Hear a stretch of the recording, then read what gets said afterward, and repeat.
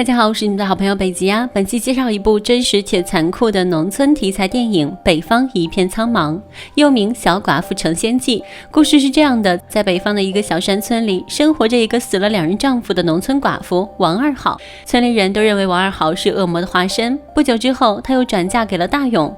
然而意外还是发生了。这天，二好有气无力地躺在床上，她的表嫂和二婶子来看望她之后，便匆匆离开了。村里的老豆腐是个50多岁的男人，是丈夫大勇的表哥。他一边卷着旱烟，一边和二好说着发生了什么事。原来大勇家开的鞭炮作坊发生了爆炸，墙头被炸塌，二好当时被枪砸晕后送进了医院。经过救治，他活了下来，最后被老豆腐从医院带回了家，但丈夫大勇却因此丧命。从此二好又变成了寡妇。老豆腐趁着二好身体虚弱之际，扒下裤子将他强奸。二好感到孤独又无助，他觉得自己肯定不能在老豆腐家待下去了，于是带着自己的龙牙小梳子石头离开了老豆腐家。二人在冰天雪地里烤着火，此时的他们不知何去何从。想来想去，二好决定先投奔村长，希望能在大队里住一段时间。谁料村长也打起了二好的歪主意。二好见势不妙，便对村长说，自己已经死了3个男人了，村里的人都说我不祥，哪个男人和自己睡觉就会死掉。我看你玉树临风，英俊潇洒，想必一定是人渣中的极品，禽兽中的禽兽。要是不怕死的话，那就来吧。村长一听，这还了得，但凡做什么事都要趁早，就是不能早死，自己还想着连任呢。于是村长随便找了个理由将二好打发走。走出大队，二好迎面撞见了一名中年男人秃脑袋。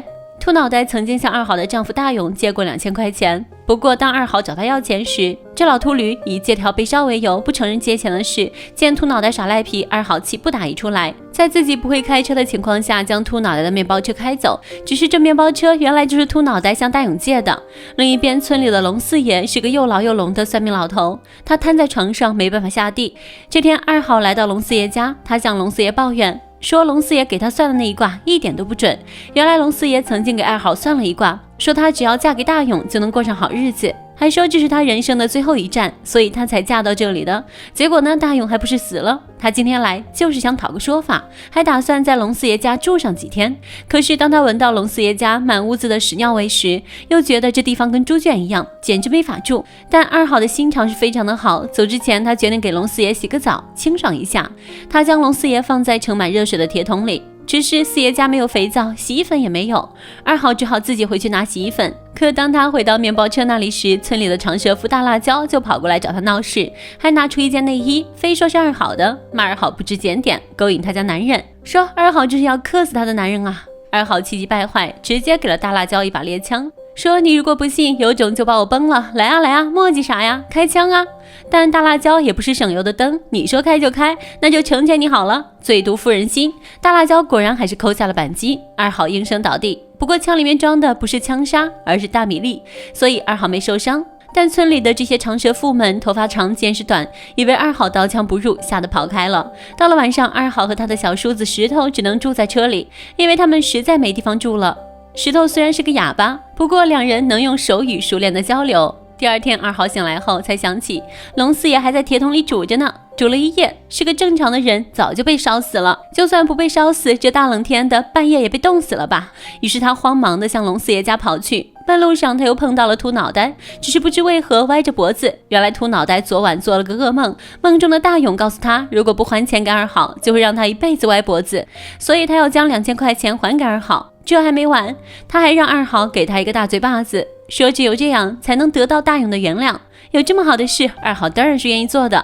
在狠狠地抽了他一巴掌后，二好飞快地赶到龙四爷家。不过龙四爷命大，没被煮死，也没被冻死。二好看傻了眼，这样都不死，简直是个奇迹啊！他赶紧将龙四爷救了出来。救完之后，二好又在回去的路上碰到了他的初中老同学徐伟。徐伟热情地把他带到自己山里的屋子里，叙叙旧，还好吃好喝地款待他。吃饭时，徐伟便露出了男人本色。男人本来就很好色，就想和二好亲热亲热。不过二好拒绝了他。不一会儿，徐伟见债主找上门来，赶紧躲进沙发底下，直到债主离开才敢出来。二好见徐伟这人也是没安好心，便离开了他的家。到了晚上，二好正打算在车里睡觉，突然几个男人来敲他的车门。本以为是他们来赶走自己，结果一开门，竟看到龙四爷，二话不说给他磕头答谢。什么情况这是？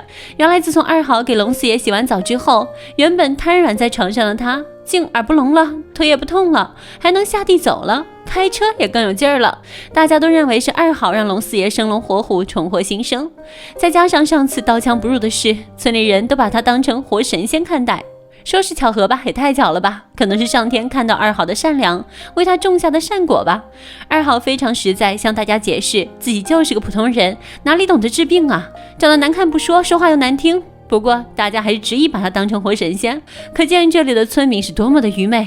龙四爷还送二好一些做法用的道具，而村民对他的神话也让他走上了一条萨满神婆之路。但是这并未解决她的生存问题，住哪里成了她目前要解决的最大问题。好在丈夫留下了面包车，让她与石头有个遮风挡雨的场所。她开着车在村庄之间游荡，第一站是去往她嫁的第一个男人家——地处野猪村。只可惜他们当年的房子早被钱小姑子一家人住着。从钱小姑子的大女儿招娣的口中得知，钱小姑子头疼的厉害，于是她赶紧到家里去看她。到了那之后，她才得知钱小姑子和钱妹夫宝成非常的重男轻女，即使家里已经有了招娣、贝娣等4个女儿，即使第5胎查了是个女儿也打掉了，但他们还是要继续生，只是越生越穷。怀着第6胎的钱小姑子还在期待着一个儿子降临。可是前不久做 B 超时，好像肚子里又是女儿，现在连打胎的钱也没有了，这也难怪她会头疼不已。二好看不下去了，索性自己当起了神婆，在家里做了个法儿，来了招肚里换儿，还千叮咛万嘱咐宝成要善待自己的妻女，不然第6胎还会是个女儿。宝成应声答应，但其实二好根本就不懂什么法术，他这样做只是想通过神力来缓解这个重男轻女的家庭困境，只是为了让宝成不再欺负他的媳妇而已。离开野猪村后，二好就不想再当什么狗屁神仙了，他将做法的道具全部扔掉，同时他也不想和石头在车里常住，便启程前往了第2任丈夫家。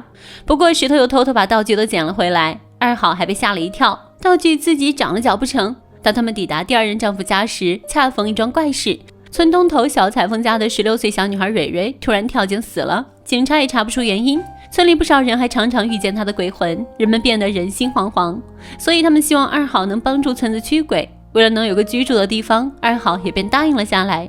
晚上叔嫂2人住到了热乎乎的屋子里，二好向石头说起了自己的第2任丈夫。原来那时候的她还怀了一个孩子，7个月的时候，二好特别想吃野酸梨，于是让丈夫去山上给她摘，但自己却在家里不小心摔倒流产。这件事给丈夫带来了很大的刺激，最后跳井自杀了。